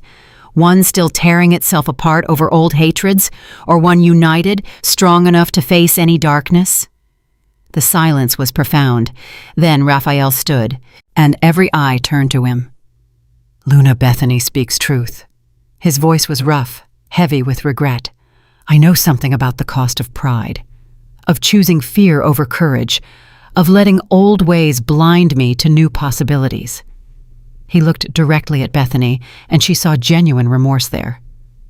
"A year ago, I rejected the greatest gift the moon goddess ever gave me. I called perfection broken, because I was too weak to see it." He addressed the council now. "I won't make that mistake again. Oh, Crimson Veil supports the Luna's proposal. We will contribute warriors to the unified force." Other alphas exchanged glances. If Crimson Veil, one of the oldest, most traditional packs, was willing to embrace change, perhaps it was time. One by one, they stood and pledged their support. By the time the council adjourned, the foundation for a new era had been laid. After the meeting, as wolves mingled and discussed logistics, Raphael approached Bethany and Blake carefully, and he stopped a respectful distance away, waiting for acknowledgement. Blake's arm tightened around Bethany's waist, but he nodded permission for Raphael to speak. "I wanted to apologize," Raphael said quietly. "Again, I know I've said it before, but—" "You have," Bethany interrupted gently, "and I've heard it. But Raphael, you need to stop apologizing to me and start living differently. Show through action, not words, that you've changed." "I'm trying." He looked older than his years, worn by regret. "Crimson Veil is different now. Better, I hope. We've opened our borders to refugees from corrupted attacks. We're training female warriors, something I never allowed before." A ghost of a smile. "Anita is one of our fiercest." Bethany's eyebrows rose. "My sister?" "She joined our warrior training 6 months ago. Said she wanted to be able to protect herself, to be strong like you." Raphael's expression was complicated. "She's remarkable. I've asked her to be my second." "And she agreed?" "After making me grovel appropriately, yes." This time his smile was genuine, if sad. "She reminds me daily of my failures, keeps me honest. It's what I need." Blake studied Raphael with assessing eyes. "You've changed." "I had to. Watching what I threw away become everything I needed." Raphael shook his head. "It broke something in me. Yeah, but maybe I needed to be broken before I could be rebuilt into something better." He looked at Bethany's pregnant form, and something like wonder crossed his face. "The prophecy child. She'll change everything, won't she?" "She already has," Bethany said softly. "Just by existing, she's united packs that have been enemies for generations." "Then she's already greater than I could ever be." Raphael's bow was deep, genuine. "I wish you both every happiness, and I swear on my life, I'll protect your daughter and this alliance with everything I have." After he left, Blake pulled Bethany close. "Do you believe him?" "I believe he's trying. That's enough for now." She looked up at her mate. "People can change, Blake. I'm proof of that. I went from dying and broken to this." She gestured at the gathered alphas, at the alliance they'd built, at the future growing inside her. "You were never broken," Blake murmured, kissing her forehead. "And just waiting to bloom." 2 months later, on the night of the full moon, Bethany went into labor. The birth was attended by healers from all allied packs, each wanting to witness the prophecy child's arrival. Blake never left her side, his hand gripping hers through every contraction, his love and support unwavering. When their daughter finally emerged, the fortress fell silent. She was perfect, tiny and strong, yet with a shock of dark hair and eyes that already gleamed silver, even though newborn wolves typically had clouded eyes for weeks. But more than that, she was glowing. Soft silver light emanated from her skin, just like Bethany's had when she was first marked. The moon goddess's blessing, passing to the next generation. "She's beautiful," Blake whispered, tears streaming down his face as he held his daughter for the first time. "Perfect." "She is," Bethany agreed, exhausted but radiating joy. What should we name her?" They'd discussed names for months, but never decided definitively. Now, looking at their glowing daughter, Blake smiled. "Hope," he said. "Her name is Hope, because that's what she represents for all of us." Bethany nodded, tears joining his. Hope Jordan, daughter of the moon goddess, bridge between the old world and the new. 6 months later. The coronation wasn't Bethany's idea, but the Council of Alphas had been unanimous. That the realm needed more than an alliance of separate packs. It needed a unified structure, and at the top of that structure, they wanted Bethany, not just as Luna of Nightshade, but as High Luna of the entire alliance. Blake would rule beside her as High Alpha, but everyone understood the truth. This new era belonged to the Silver Wolf, who'd risen from rejection to become legend. The ceremony took place in the Grand Hall, with representatives from every pack in the realm present, and even those who hadn't yet joined the alliance sent observers. Bethany stood in robes of silver and white, baby Hope in her arms. The child had grown strong and healthy, her silver eyes tracking everything with preternatural awareness. Blake stood beside her in black and silver, his hand resting on the small of her back, always touching, always connected.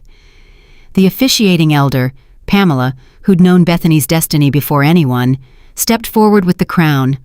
It wasn't ornate or jeweled, and it was simple, elegant, a circlet of pure silver shaped like intertwined wolves, with a crescent moon at its peak. "Bethany Jordan," Pamela's voice rang out, "you who were called broken and rose as blessed, you who were rejected and became irreplaceable, you who bear the mark of the moon goddess and mother her prophesied child, do you accept the responsibility of High Luna, to guide this realm from the age of blood into the age of peace?" Bethany looked out at the gathered wolves. She saw Jessie, a fierce and loyal. She saw Anita, now a warrior in her own right. She saw allied alphas who'd become friends. And in the back, standing alone, she saw Raphael. He met her eyes and nodded. Acknowledgement, respect, perhaps even gratitude that she'd survived to become this. "I accept," Bethany said clearly. "Not as a ruler over you, but as a servant to the realm, as a protector of all packs, as a mother not just to my daughter, but to the future we're building together." Pamela placed the crown on her head. The moment it touched her, silver light exploded outward. The moon goddess's power made manifest. Every wolf present felt it, a wave of warmth and rightness that confirmed what they all knew. This was meant to be.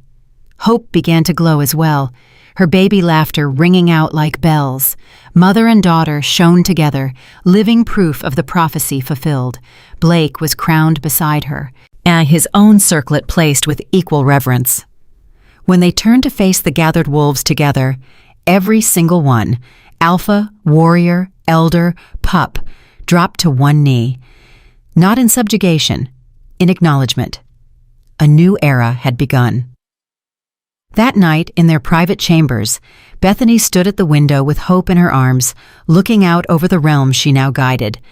Blake came up behind her, wrapping them both in his embrace. "Any regrets?" he asked softly. "Not a single one." She leaned back against him. "Well, maybe one." He tensed. "What?" "I regret that it took dying to find you, to find myself." She turned to look at him, her eyes shining. "But then again, maybe that was necessary. Maybe I needed to be broken down completely before I could be rebuilt into this." "You were never broken," Blake insisted for the 1,000th time. "No," she agreed, smiling. "I was dormant, waiting for someone strong enough to wake the storm." Hope cooed between them, her tiny hand reaching up to touch her mother's glowing markings. "She'll be extraordinary," Blake said, watching his daughter with awe. "Even more than you." "She'll be what the realm needs." Bethany kissed Hope's forehead. "And we'll make sure she grows up in a world worthy of her." They stood together in comfortable silence, a family forged from rejection and choice, from pain and triumph. Somewhere in Crimson Vale territory, Raphael stood alone on his balcony, watching the same moon. He'd heard about the coronation, about the silver light that had filled the hall. He'd rejected that, thrown it away, called it broken. And now he lived with that knowledge every day. But he'd made a vow to do better, to be better. And he would keep it, even if the woman he'd lost would never be his again. Perhaps that was his punishment. Not death, not defeat, but living to see exactly what he'd rejected become everything he'd needed and never deserved.